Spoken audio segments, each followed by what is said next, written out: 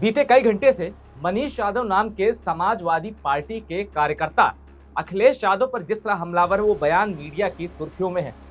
हर कोई ये जानना चाहता है कि समाजवादी पार्टी का एक कार्यकर्ता, खासकर यादव कार्यकर्ता, आखिर अखिलेश यादव पर इतना क्यों भड़का है, ऐसे आरोप क्यों लगा रहा है, ऐसी भाषा क्यों बोल रहा है जो भाषा समाजवादी पार्टी के विपक्ष की होती है।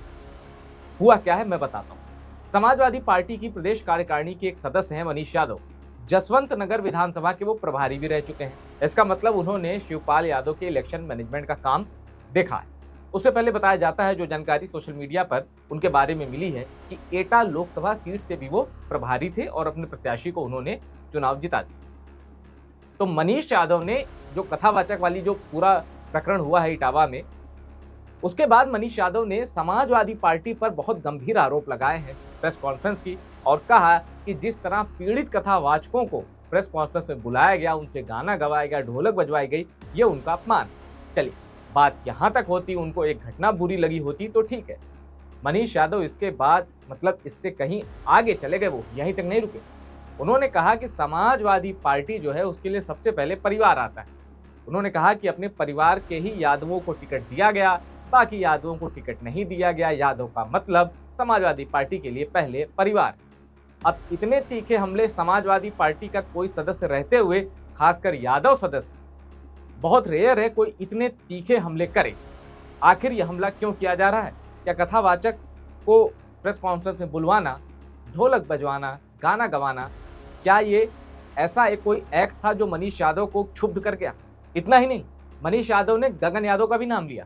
गगन यादव भाई इंडियन रिफॉर्मर्स ऑर्गेनाइजेशन वाले, अहिर रेजिमेंट वाले, जिन्होंने जो मुकुटमणि यादव के खिलाफ जो मारपीट की घटना हुई थी, उसके बाद इटावा चलने का अभियान सोशल मीडिया पर छेड़ दिया था, और उसके बाद जब दादरपुर में हंगामा हुआ, तब गगन यादव के कई समर्थक पुलिस द्वारा पकड़े गए क्योंकि उन्होंने उपद्रव मचाया था।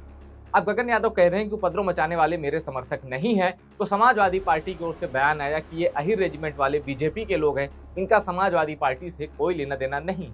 मनीष यादव का कहना है कि कार्यकर्ता जब आपके लिए जेल में चला जाता है तो आप उससे पल्ला झाड़ लेते हैं, मूवमेंट को हाईजैक करने की कोशिश करते हैं। तो क्या वाकई ये जो आंदोलन है इसको कोई हाईजैक न कर ले, इसलिए समाजवादी पार्टी ने गगन यादव से किनारा किया?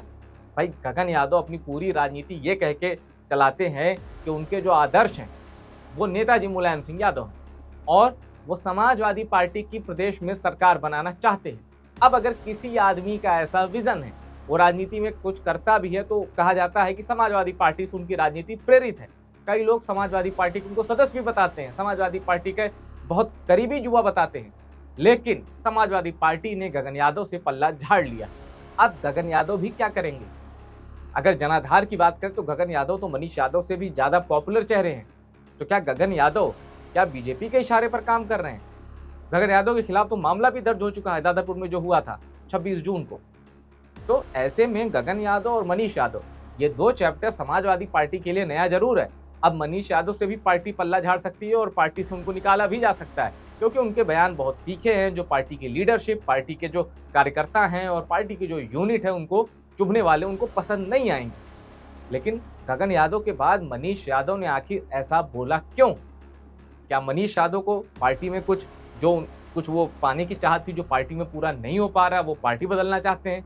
या फिर लंबे अरसे से मनीष यादव ये देख रहे थे और अब इटावा की घटना के बाद, कथावाचक प्रकरण के बाद, उनको अपनी बात रखने का मौका मिल गया है? ये ज्यादा बेहतर तब पता चलेगा जब मनीष यादव खुलकर बात रखेंगे। हालांकि अभी वो खुलकर मीडिया के कैमरे पे आ रहे हैं और समाजवादी पार्टी की लीडरशिप पर आरोप लगा रहे हैं, लेकिन समाजवादी पार्टी को ये आरोप प्रायोजित लग रहा है। गगन यादव की तरह मनीष यादव भी बात बात पर मुलायम सिंह यादव का नाम ले रहे हैं। मनीष यादव कहते हैं कि असली पीडीए सीखना है तो मुलायम सिंह यादव से सीखो। कैसे उन्होंने ब्राह्मणों को भी बढ़ाया, ठाकुरों को भी बढ़ाया। भाई उन्होंने जनेश्वर मिश्रा का नाम लिया, अमर सिंह का नाम लिया। उन्होंने कहा, मनीष यादव ने, कि मुलायम सिंह यादव ने समाज के हर तबके को बढ़ाया, और यहाँ पीडीए के उसमें जब देखा जाता है तो परिवार आगे आ जाता है। पीडीए का सही मतलब नेताजी मुलायम सिंह से सीखो, ये कहना है मनीष यादव का। मनीष यादव के इस बयान को बीजेपी की ओर से बड़ा लपका जा रहा है और सोशल मीडिया पर वायरल तो है ही ये बयान, और वायरल कराया जा रहा है। अब यहाँ एक चीज समझनी पड़ेगी, उत्तर प्रदेश में यादव फैक्टर क्या है।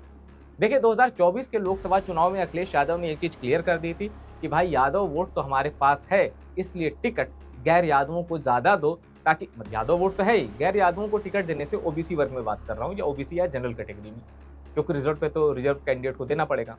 तो गैर यादव को वोट दो, तो उससे क्या होगा कि उस प्रत्याशी के भी वोट आएंगे और दूसरी जातियां भी हमसे जुड़ेंगी। अखिलेश यादव की ये सोच मास्टर स्ट्रोक साबित हुई। 37 सीटें समाजवादी पार्टी ने जीती, और समाजवादी पार्टी का जो ये इलेक्शन स्किल था ना, इसका फायदा कांग्रेस को भी हुआ, 6 सीटें जीती।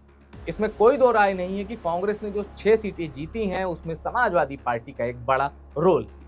अब अखिलेश का ये जो फॉर्मूला सुपरहिट हुआ, तो समाजवादी पार्टी के ही जो नेता हैं मनीष यादव, ये इसी फॉर्मूले को, मनीष यादव को ये फॉर्मूला चुभ रहा है, कह रहे यादव के अलावा तुम तो टिकट ही नहीं देते, और देते भी हो तो वो परिवार के होते हैं।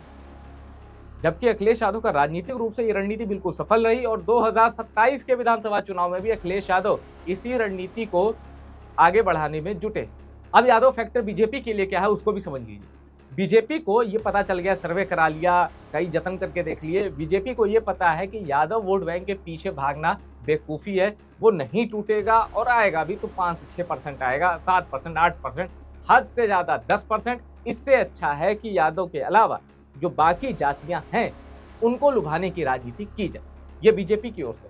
और यही वजह है कि जब बीजेपी के राष्ट्रीय अध्यक्ष की बात आती है, तो भूपेंद्र यादव सारी काबिलियत, संघ के फेवरेट, मोदी के फेवरेट, और संगठन का स्किल है उनके पास, इसके बावजूद पीछे नजर आते हैं क्योंकि उनका सरनेम यादव।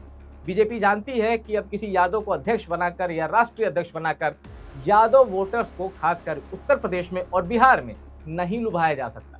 जबकि हरियाणा का जो यादव वोटर है वो बीजेपी के साथ है, लेकिन उत्तर प्रदेश और बिहार में गड़बड़ हो जाती है। बीजेपी चाहकर भी यादव वोट बैंक में सेंधमारी नहीं कर पा रही है। बिहार में यादव वोट बैंक तेजस्वी यादव का है, और उत्तर प्रदेश में अखिलेश यादव का है।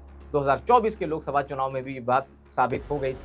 तो ऐसे में जब गगन यादव, उसके बाद मनीष यादव, जब यादव वोट बैंक, यादव समाज के अंदर से ही, अभी गगन यादव ने समाजवादी पार्टी के खिलाफ कुछ कहा नहीं है, लेकिन समाजवादी पार्टी ने जिस तरह उनसे पल्ला झाड़ा है, उनको छोड़ दिया, हो सकता है वो भी, उसका भी बैकलैश आए। तो गगन यादव और मनीष यादव जिस तरह से यादव समाज, यादव वोट बैंक और यादव चेहरे समाजवादी पार्टी के खिलाफ मुखर हो रहे हैं, ये सपा के लिए टेंशन की बात है। और बीजेपी इन चेहरों का अब टूल की तरह इस्तेमाल करने में कोई कसर नहीं छोड़ेगी। अगर ये बीजेपी में आते हैं तो भी इनका स्वागत है, और अगर नहीं आते तो बीजेपी इनके जरिए समाजवादी पार्टी के खिलाफ आरोपों की बौछार जारी रखना चाहेगी। टॉप सीक्रेट की ये रिपोर्ट पसंद आई हो तो शेयर करें, और टॉप सीक्रेट को सब्सक्राइब जरूर करिएगा, लेकिन कमेंट करके बताइएगा कि क्या मनीष यादव ने जो आरोप लगाए हैं वो किसी राजनीति से प्रेरित हैं, या मनीष यादव सही कह रहे हैं। अपनी राय कमेंट करके हमें बताइए।